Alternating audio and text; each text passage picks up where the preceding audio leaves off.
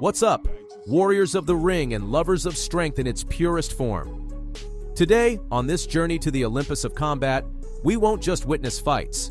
We're going to unearth the stories behind the men and women who challenge the limits of human strength.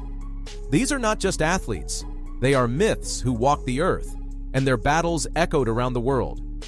Get ready for a deep dive into the world where fists weigh like the hammers of gods, where every strike is not just an attack, but a test of willpower.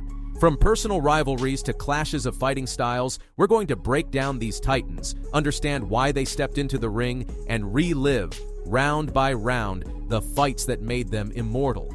Grab your favorite drink and snack because the next fight will have you on the edge of your seat. Let's begin. The revenge of the world's strongest men, Thor versus Eddie Hall, the context and the fighters. The rivalry between Thor Bjornsson and Eddie the Beast Hall was one of the most intense in strongman history. It reached its peak when Thor broke Eddie's deadlift record, the crown jewel of Eddie's career.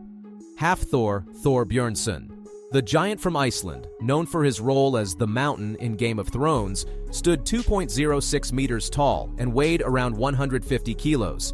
His strength was legendary, but his boxing style was an unknown. Many believed his height and reach advantage would be crucial. Eddie the Beast Hall. The Brit was a mountain of muscle, standing 1.90 meters tall and weighing over 150 kilos. Known for his aggressive, explosive mentality, many thought he could use his power to close the distance and land devastating shots. Expectation. Most experts and fans wondered whether the fight would be a simple exchange of power punches or if either man could display even rudimentary boxing technique. Speculation was that Eddie's heart and Thor's discipline would be the deciding factors. The fight. A battle of wills, rounds 1 to 2. The fight began with a surprise. Eddie, bringing an aggression that caught Thor off guard, came out swinging. He managed to knock the Icelander down, leading the crowd to believe the match would end quickly. However, Thor got back up, showing an iron chin and impressive composure. Rounds 3 to 5. Thor, using his discipline and superior reach, began to take control. Working his jab to keep Eddie at bay, the Icelander landed a series of shots that staggered the Brit. The Prince of Boxing displayed surprisingly solid technique, moving well for a man his size and channeling his power efficiently. Round 6. The end came when Thor landed a devastating combination that floored Eddie. Exhausted and battered, the Brit could not recover, and the fight was stopped. Verdict.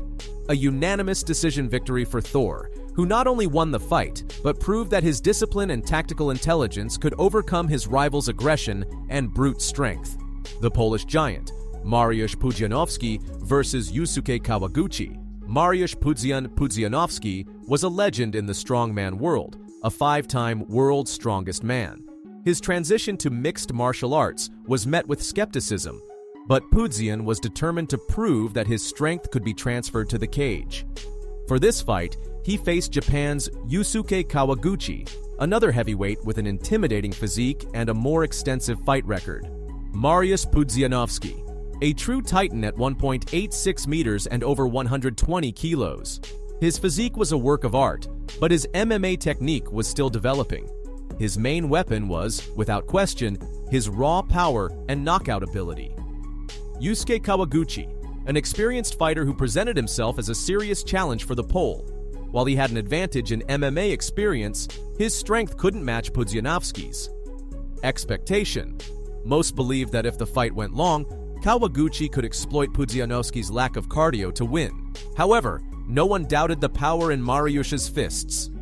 The fight, a lightning knockout. Round 1. The fight, as expected, was a clash of trains. The two locked eyes and, in an exchange of punches, Pudanowski's strength proved overwhelming. In the first round, the Pole landed a flurry of strikes and, with a precise right hand, dropped Kawaguchi. Verdict.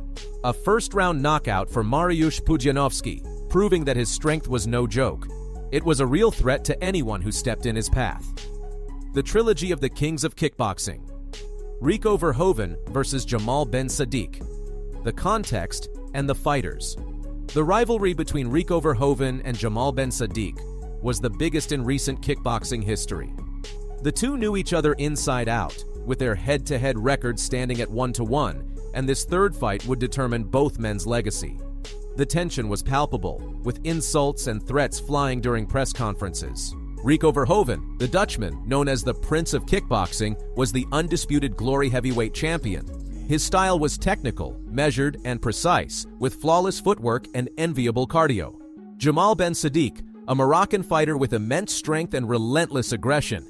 His goal was to close the distance and land power shots capable of knocking out Rico. Expectation. Fans were split. Rico had the technique and endurance, but Jamal had brute strength and an explosive temperament. A war was expected, and that's exactly what they got. The fight, an epic finale, rounds 1-2. The fight began with Jamal taking the initiative, landing a low blow on Rico that left him stunned. The Moroccan seized the moment and punished him with a series of power shots, pushing Rico to the brink of a knockout.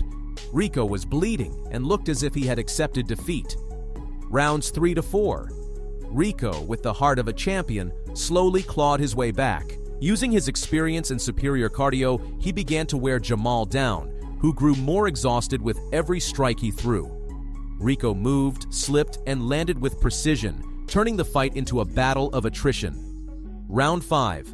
In the final round, with Jamal exhausted and Rico still fresh, the Dutchman unleashed his fury. With a barrage of body and head shots, Verhoeven dropped Jamal, leaving him breathless. Verdict: a 5th-round TKO victory for Rico Verhoeven, proving that heart, technique, and endurance can overcome brute force and dirty tactics. The sumo who met reality: Aabono versus Bob Sap. The context and the fighters. The fight between Aabono and Bob Sap was a clash of cultures and styles. Aabono, a sumo legend in Japan, was a massive man with overwhelming strength. Bob Sap, an animal in the ring, was a fighter with an imposing physique and a reputation for being a brutal, remorseless competitor. Aabono Taro, the sumo wrestler, stood 2.03 meters tall and weighed 233 kilos. His strength was geared more toward pushing and shoving than throwing punches, which put him at a disadvantage. Bob Sap. At 1.96 meters and 150 kilos, Sap was a beast of muscle and aggression. His style was pure brawler. Not much technique, but devastating knockout power. Expectation. Fans expected the fight to be a massacre. Aabono's lack of combat sport experience was a decisive factor. The fight, an absurd spectacle. Round 1. The fight began in the strangest way possible. Aabono, confused by the rules, tried to fight as if he were in a sumo bout. Bob Sap, with no intention of engaging in a fair fight, unleashed a series of power punches that overwhelmed Aabono. Verdict: Bob Sap knocked out Aabono in the first round. It was a victory that exposed the weaknesses of a sumo wrestler outside his element and reaffirmed Bob Sap's brutality. The young predator who dethroned an icon, Alistair Overeem versus Badr Hari. The context and the fighters: Alistair Overeem and Badr Hari faced off in the world of K1 in a battle between the Dutch veteran and Morocco's bad boy. Alistair was an experienced fighter with a successful career in both MMA and kickboxing. Badr Hari, a rising star, was known for his explosive temper and knockout power. Alistair Overeem. Standing 1.93 meters tall and weighing 120 kilos, Alistair was a muscle machine. His style was technical and powerful, with precise footwork and devastating strikes.